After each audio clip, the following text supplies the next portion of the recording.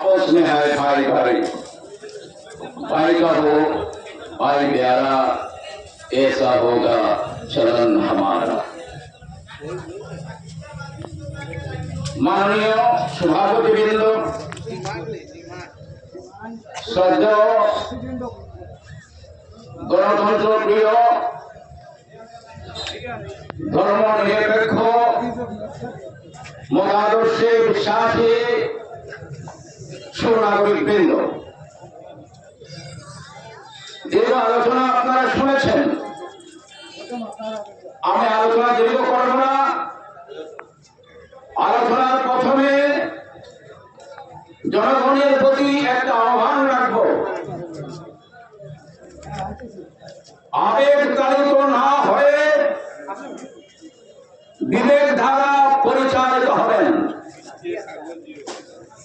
আবেগ তাড়িত হলে আবেগের মাধ্যমে সঠিক সিদ্ধান্ত নেওয়া যায় না। তাই আবেগ থাকবে, আবেগকে বিবেক দ্বারা পরিচালিত করবেন। না হলে এই অত্যন্ত সুন্দর গণতান্ত্রিক পদ্ধতিতে যে আন্দোলন হচ্ছে সেটা মার খাবে, বিপদে পরিচালিত হবে। তাই সেই দিকে লক্ষ্য রাখবেন। আর এই যে মঞ্চে দাঁড়িয়ে আমরা কথা বলছি, এ মঞ্চ ধর্মনিরপেক্ষ মঞ্চ, ভারতবর্ষের সবচেয়ে বড় ঐতিহ্য, সবচেয়ে বড় আদর্শ, সবচেয়ে বড় পরিস্থিতি এই ভারতবর্ষ ধর্মনিরপেক্ষ দেশ। এখানে নানা ভাষা, নানা মত, নানা পরিধান, বিবিধের মাঝে দেখুন মিলন মহান। Unity in the midst of diversity, এ হচ্ছে আমাদের আদর্শ। এই আদর্শকে বিঘ্নিত করার জন্য, এই আদর্শকে কলুষিত করার জন্য চক্রান্ত চলছে, যুগ যুগ করে চক্রান্ত হয়েছে। এবং ধর্মনিরপেক্ষতায় বিশ্বাসী গণতান্ত্রিক মানুষ তা প্রতিহত করেছেন। আজকে আমরা বাধ্য হয়েছি এখানে বিক্ষোভ সমাবেশ করতে। এই বিক্ষোভ সমাবেশ করতে জন্য যে গভীর রাত ভারতবর্ষের সংসদে একটা আইন পাস হয়েছে, যে আইন ওয়াক অ্যামেন্ডমেন্ট বিল ছিল, ওয়াক অ্যামেন্ডমেন্ট অ্যাক্ট 2025, সেটা পাস হয়েছে। এই আইন হলে আমাদের কি হবে? কেন জনতা উদ্ধার হয়েছেন? তার একটি মাত্র কারণ হচ্ছে হক সম্পত্তি যা কিছু রয়েছে, যে হক সম্পত্তির মালিক আমরা যারা আছি মুসলমান, আমরা সে হক সম্পত্তির মালিক নই। হক সম্পত্তিকে আমরা তদারকি করি, হক সম্পত্তি কেউ যাতে না নিয়ে যেতে পারে তার জন্য আমরা অত্যন্ত প্রহরীর মতো কাজ করি।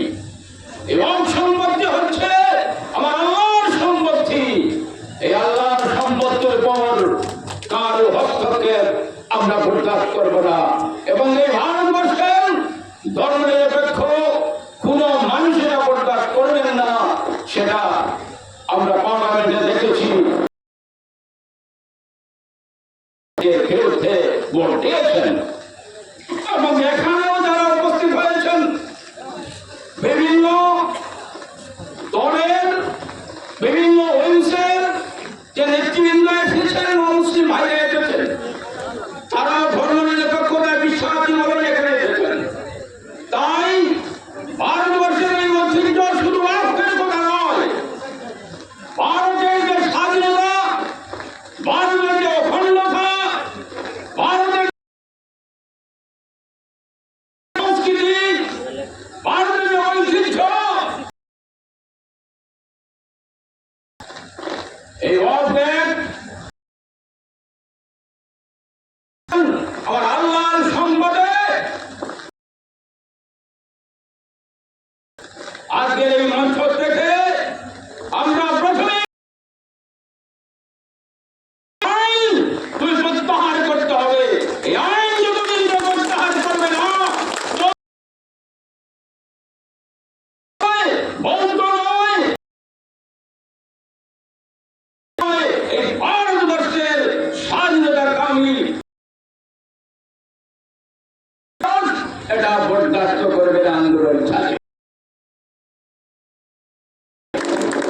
মুসলমানদের দলিল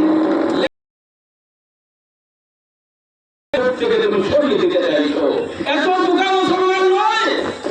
সিপাহী যুদ্ধের সময় মুসলমানরা নেতৃত্ব দিয়েছে, আর ভগৎ সিংহের নেতৃত্বকেও তারা গ্রহণ করেছে। এই হচ্ছে আপনার আমার পরিচয়। তাই ওয়াকফের মধ্যে সবচেয়ে বড় সমস্যা যেটা হবে, central Waqf council consists of 25 members, out of which only 12 members will be from Muslim community, যেটা মোদী সাহেব করেছেন। 25 জন কাউন্সিলের সদস্য থাকবে, তার মধ্যে 12 জন হবেন মুসলিমদের মধ্য থেকে। এবং নির্বাচন কে করবে তাও তো আপনারা বুঝতে পারছেন। সেই 12 জনকে কারা কারা মনোনয়ন দেবেন, কিভাবে দেবেন, কোন তলবি বাহককে দেবেন সেটা আমরা জানি। মৌলবাদ মেনে নিলাম, নিরপেক্ষ ভাবে সেই 12 জন গেলেন, অবশিষ্ট 13 জন থাকলেন। কারা কারা, কাদের থেকে তাদেরকে নেওয়া হবে সেটা বলা হলো না। তাহলে যদি কোনো সময়ে প্রয়োজন হয় ওঠা ওঠেন, তাহলে 12 জনের 12 জন যদি 100% ভোট দেন, একটা পয়েন্টের উপর বিপক্ষে 13টা ভোট থাকবে, 5 হয়ে যাবে সেই সংখ্যা। এইভাবে চক্রান্ত হচ্ছে, আমাদের বুঝতে হবে। এবং সেই চক্রান্তের ডালে প্রেমতলা মসজিদ পড়বে, কদমতলা মসজিদ পড়বে, ফুলবাড়ি ঈদগাহ পড়বে, মাদ্রাসা, মসজিদ, ঈদগাহ, কবরস্থান সবগুলোকে গুলিয়ে দেওয়া। এই আইন সেটা আইন নয়, এটা কালা কানুন। এই কালা কানুনের বিরুদ্ধে গণতান্ত্রিক সভ্য জগতের মানুষেরা, ধর্ম নিরপেক্ষ মানুষেরা জোটবদ্ধ হয়েছেন। আর বলা হচ্ছে সংবিধানের 24, 25, 26 এবং 30 ধারায় যে অধিকার দেওয়া হয়েছে, সেই অধিকারে হস্তক্ষেপ হবে। কি অধিকার সেটা দেওয়া হয়েছে দেখুন। আমরা তথ্য সহকারে কথা বলি, এটা হচ্ছে কনস্টিটিউশন অফ ইন্ডিয়া, ভারতবর্ষের সংবিধান। এর মধ্যে 25-এ যে কথাটা রয়েছে, right to freedom of religion, freedom of conscience and free profession, practice and propagation of religion. আর 26-এ রয়েছে freedom to manage religious affairs. Religious অ্যাফেয়ার্সের মধ্যে সম্পত্তির পরিচালনা রক্ষণাবেক্ষণ রয়েছে। এর মধ্যে রয়েছে to establish and maintain institutions for religious and charitable purposes. এটাই হচ্ছে ওয়াকফের কাজ। To manage its own affairs in matter of religion, ধর্মীয় কাজে এটা ব্যবহার হবে। To own and acquire movable and immovable property and to administer such property in accordance with law.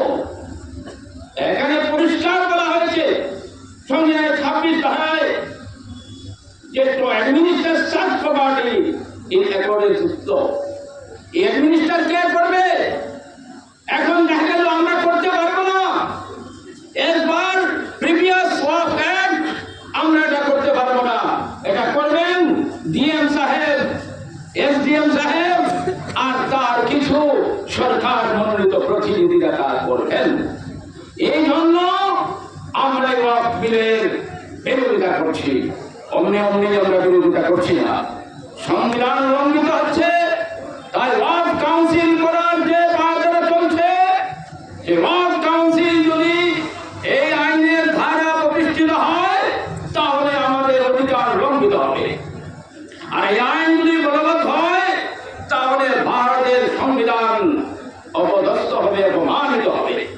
তাই আজকের এই দিনে আমাদের একটি কাজ, আমরা আওয়াজ তুলব যে সংবিধানকে বাঁচাও, ওয়াকফকে বাঁচাও, ধর্ম নিরপেক্ষতা রক্ষা করো, দেশকে একটা শান্তি পরিবেশ তৈরি করো। এই জন্য বন্ধুগণ এই ঘটনা আলোচনা শুনেছেন। আমার অনেক কিছু বলার ছিল, আপনারা দীর্ঘক্ষণ অপেক্ষা করেছেন, রোদের মধ্যে আপনারা দাঁড়িয়েছিলেন, আমরা তো ছায়ায় বসেছিলাম। তাই আলোচনা দীর্ঘ করছি না, শুধু বলছি মনে করবেন আপনার মা, বাবা, দাদা, ঠাকুরদা, পরদাদা তারা যে কবরে সাহিত্য রয়েছেন, সেই কবরের অধিকার মোদী সাহেব তার হাতে নিতে চাইছেন। এটা কি মেনে নেবেন? আপনার মসজিদের অধিকার তিনি নিতে চাইছেন, এটাকে মেনে নেবেন? আপনার ঈদগাহের অধিকার তিনি নিতে চাইছেন, আপনি কি মেনে নেবেন? না। আর আরেকটা কথা পরিষ্কার বলে দিতে চাই, সেটা হচ্ছে তারা বলছেন কিছু কিছু সরকারি লোকেরা বলে বেড়াচ্ছেন যে ওয়াক্ফ সম্পত্তি আমরা কিছুই করবো না, যেগুলো ওয়াক্ফ রয়েছে সেগুলোকে আমরা নাড়াচাড়া করবো না। এটা একটা ধোঁকা, বিভ্রান্তিমূলক একটা প্রথা। ওয়াক্ফ এমন যথেষ্ট রয়েছে, ওয়াক্ফ দু ধরনের আছে, একটা তো ওয়াক্ফ বাই রেজিস্ট্রেশন আছে, আরেকটা ওয়াক্ফ বাই ইউজার্স আছে। পরম্পরাগত ভাবে যুগের পর যুগ ধরে ওয়াক্ফ এটা ব্যবহৃত হয়ে আছে, কিন্তু এটা কোনো দলিল দস্তাবেজ হয়নি। সেই জায়গায় ওয়াক্ফ, ওয়ান্স ওয়াক্ফ ইজ অলওয়েজ ওয়াক্ফ, এটা নড়চড় হয় না। আপনি বলবেন মুখে বললেই কি ওয়াক্ফ হয়ে গেল? মুখে বললেই যদি ওয়াক্ফ না হয়, তাহলে এখানে মাননীয় বিধায়ক রয়েছেন, সংসদের যে সদস্যরা রয়েছেন, তারা যে মিটিং হলে যে মিটিং করেন অ্যাসেম্বলিতে, পার্লামেন্টে, সেখানে যখন অ্যাসেম্বলি বা পার্লামেন্টের যিনি স্পিকার থাকেন, অধ্যক্ষ থাকেন, তিনি যখন বলেন হাউস ইজ অ্যাবসল্ট, তারপর কি লিখিতভাবে সবার সামনে তুলে ধরেন এদেরকে বলেন, সাংসদদের বলেন?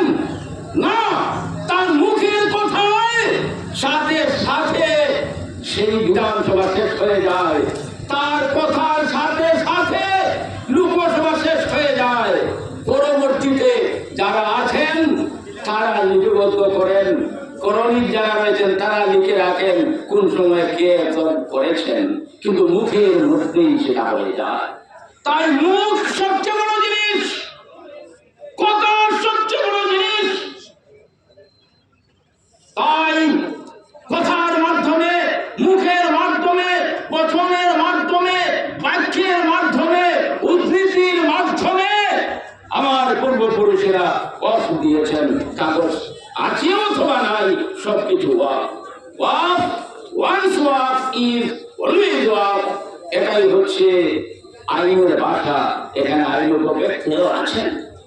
তাই এই ওয়াক্ফকে রক্ষা করার জন্য, সংবিধানকে রক্ষা করার জন্য, ধর্ম নিরপেক্ষতাকে রক্ষা করার জন্য আমরা যতদূর সম্ভব ততদূর যেতে হলে আমরা যাতে প্রস্তুত আছি।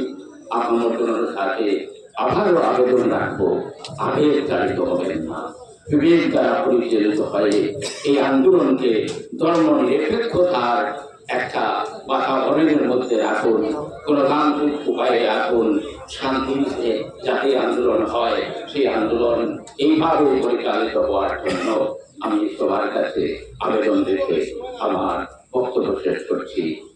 ধন্যবাদ। ধন্যবাদ।